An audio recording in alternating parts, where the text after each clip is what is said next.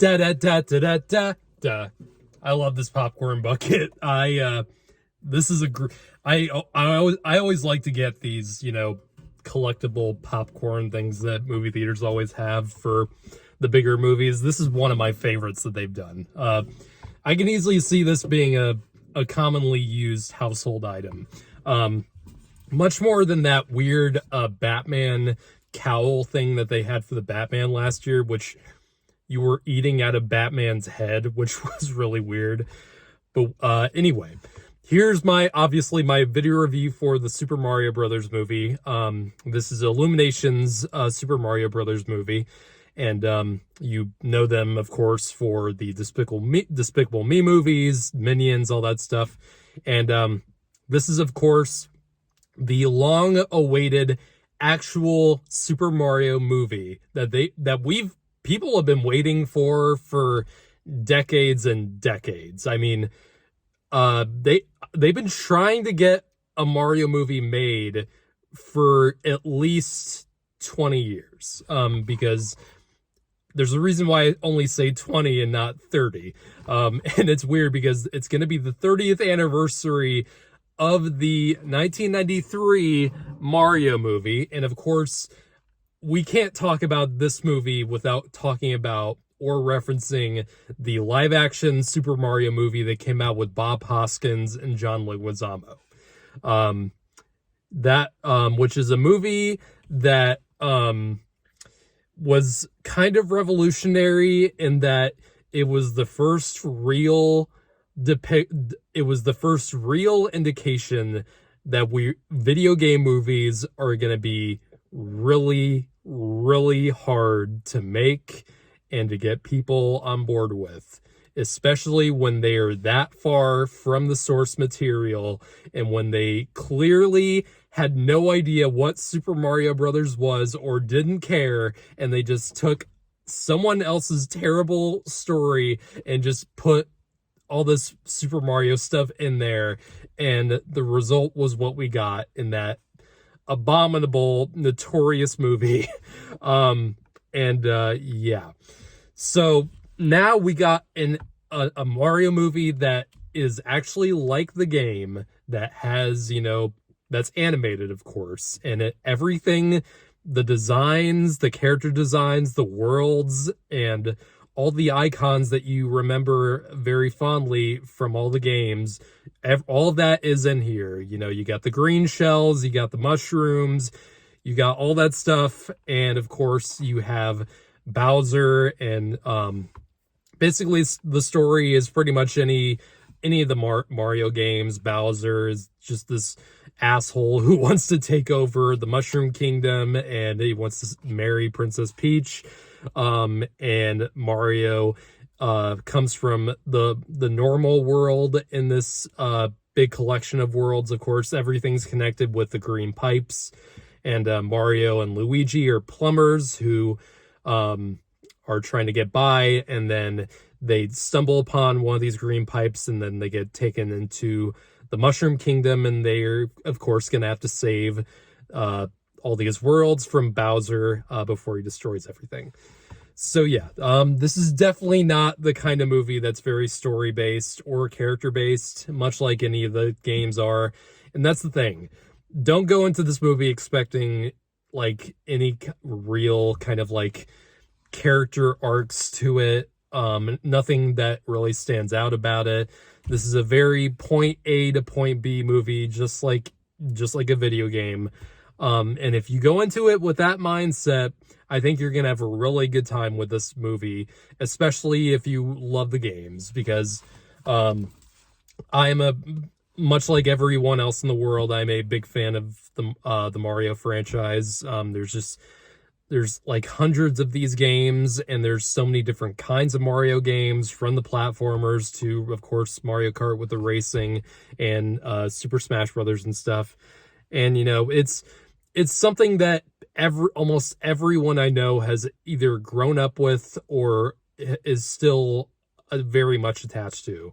I feel like Mario is one of the most universal things in existence, alongside like Batman and stuff like that. Everyone everyone in the world knows what Mario is. And I feel like this movie was absolutely, made to be a big theatrical, especially animated film that kids can enjoy and nostalgic adults can get involved with, and and all that stuff. And this movie I really had fun with, and this movie, for what I felt like it needed to do, managed to accomplish what it set out to do. And I feel like there's so much fan service in this movie. It's absolutely fucking nuts. This movie has more fan service than No Way Home does. There's stuff in every single corner of this movie.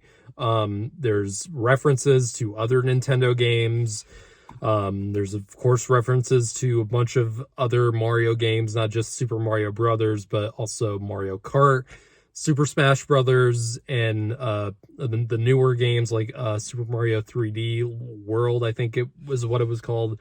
There's a part where Mario gets the cat suit. I forget which game it's in, but it's in one of the newer games. And all the power-ups are in this movie, and they explain those in great detail. All that stuff was very much fun to see. And let's talk about the voice acting, because this has been a very hot debate ever since the voice cast was announced. Because you have people that everyone was excited to see in these roles. Like Jack Black as Bowser is, of course, the standout in this movie. Jack Black is always so much fun to listen to and watch, and he did great in this movie, in my opinion. He absolutely, you can tell he was having fun with the voice of Bowser. Charlie Day is also another great standout in the film as Luigi. He's always so much. I love Charlie Day, and I can watch him or listen to him anytime. I'm surprised no It's Always Sunny references were made in this movie. I could have used a little bit more It's Always Sunny Charlie Day in this movie, but maybe in the sequel we'll get to see that. And I could have used a little bit more Luigi's Mansion in this movie. There was a moment in the film where you think it's gonna go into like a Luigi's Mansion sort of segment in the film, but they don't really do it, and I was a little bummed by that. But I'm pretty sure this movie's gonna probably make $1 billion, just with as much attention as it's getting. So we'll definitely be getting sequels to this. Of course, we have to see like other Nintendo properties being turned into these kinds of animated films, maybe even live action, because you do see the Nintendo logo at the beginning of this movie, kind of like you did with the Sega logo at the beginning of the Sonic movies. So there's got to be more. There has to be more.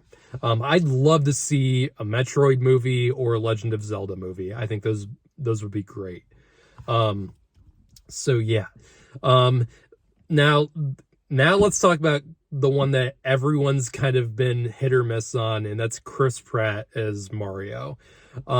Because obviously the main voice actor for Mario is in this movie in certain parts, but he's not the one voicing him, and he doesn't talk like this, and Chris Pratt doesn't talk like that. And that was the thing that set most people off when they saw the trailer and they heard his voice, and it just kind of sounded like Chris Pratt with a little bit of a New York accent. And that is, for the most part, what he does in the film with the Mario voice.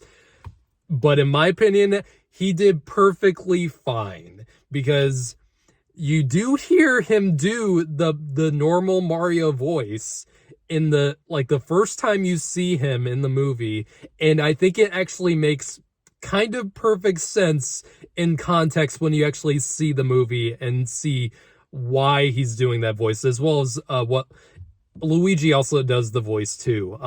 But their normal voices are what you hear in the trailer. And I think it does make sense, because I won't exactly say what the context is, but I think it makes enough sense for what the characters are trying to do in their own normal world. And I think it did make enough sense with that. And I honestly think I didn't want to hear the Mario voice for 2 hours straight. Some people wanted that for some reason. I didn't, because that would get annoying after a while.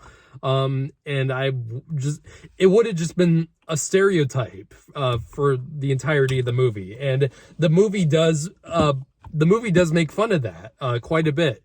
And I think they were smart enough to do that, at least. And I know people are going to be hating on Chris Pratt doing this voice no matter what he does. And I get some of the backlash to Chris Pratt in recent years, and I get it because he is everywhere now. Like, he's in so many blockbuster franchises, from Marvel to Jurassic World and now Mario. And it like the Marvel, cinematic universe oversaturation, I get why people are a little bit tired of Chris Pratt. I myself am a little bit too. But there's a reason why Chris Pratt got all these roles in the first place, is because he is very talented still. He's charismatic.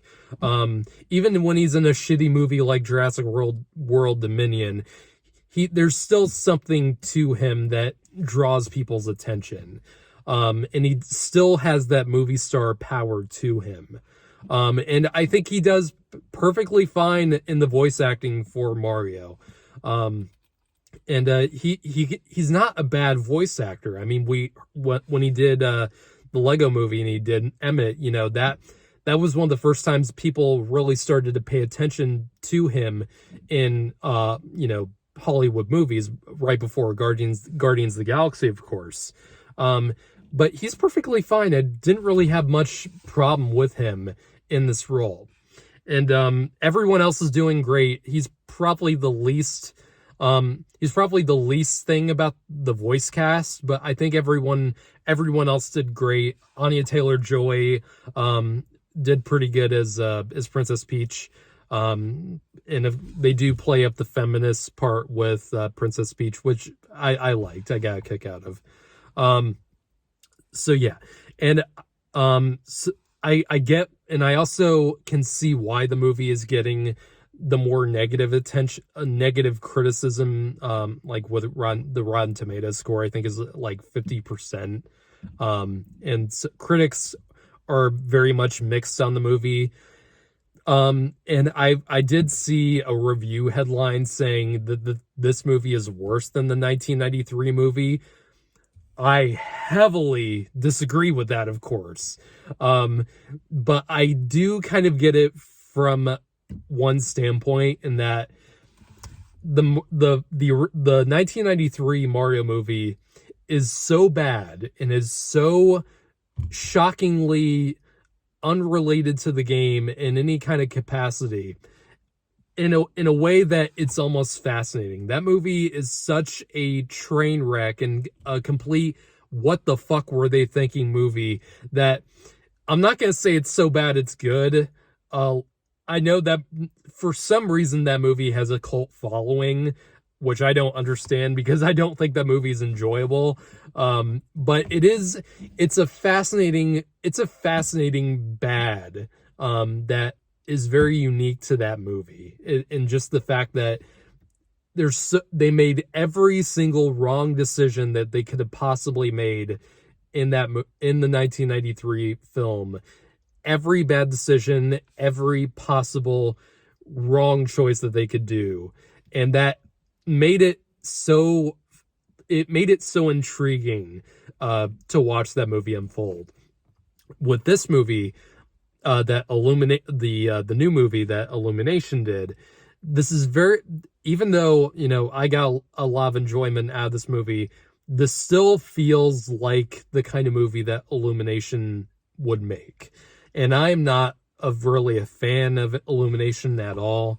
I find a lot of their movies to be very mediocre, and I find their movies to be very catering to a very young crowd. Not to say that there aren't adults who enjoy their movies. Of course there are. But I feel like their movies are not really made for the more mature crowd because there's not really much character to their movies. It's very much like I said with this movie, they're very heavily plot based without much character or real theme to their movies. And whatever character and theme there is to them is very surface level.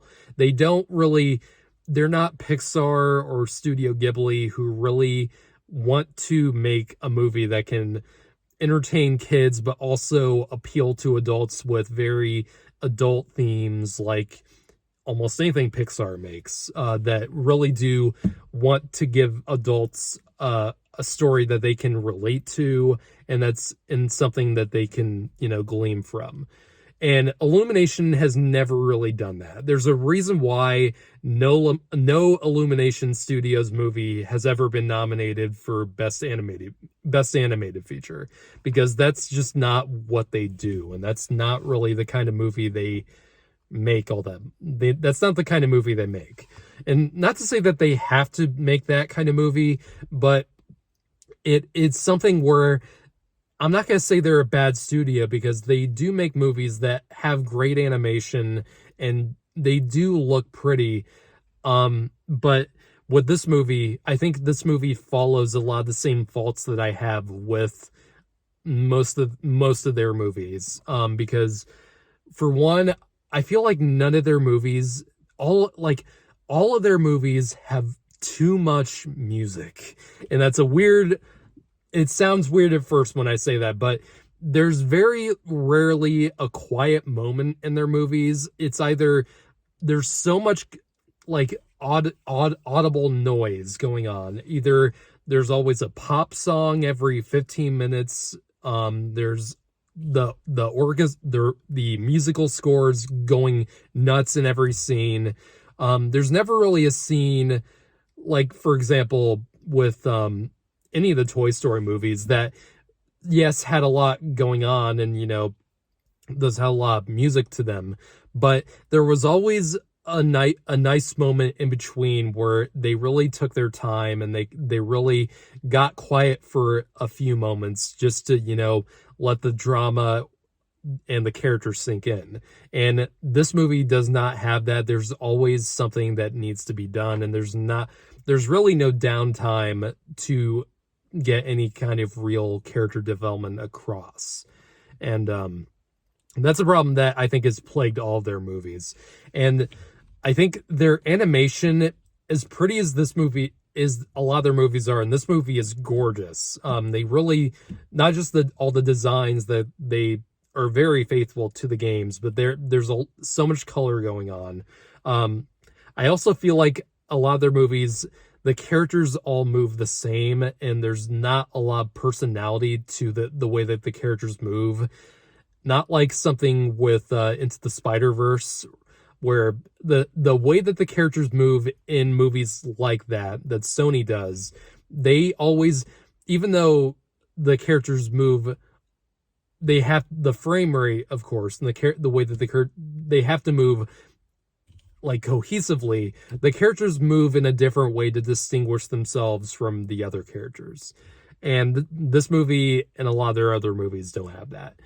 Like Mario and Luigi, just kind of the way that they're animated, there's not really any kind of distinguish, there's not really any kind of difference between the way that those characters move.